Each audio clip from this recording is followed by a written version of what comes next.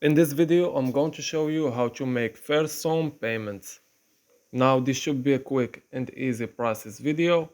All you have to do is to follow these instructions step by step.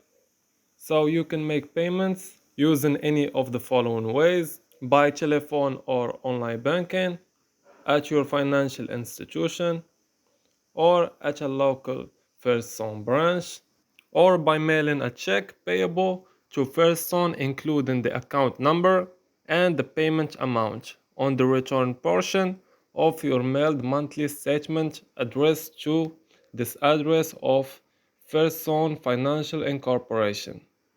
Please note that Broad and Martino stores will not accept payments on Fairstone's behalf. So this was an easy and quick process video. I hope this video was helpful. As always, thank you for watching.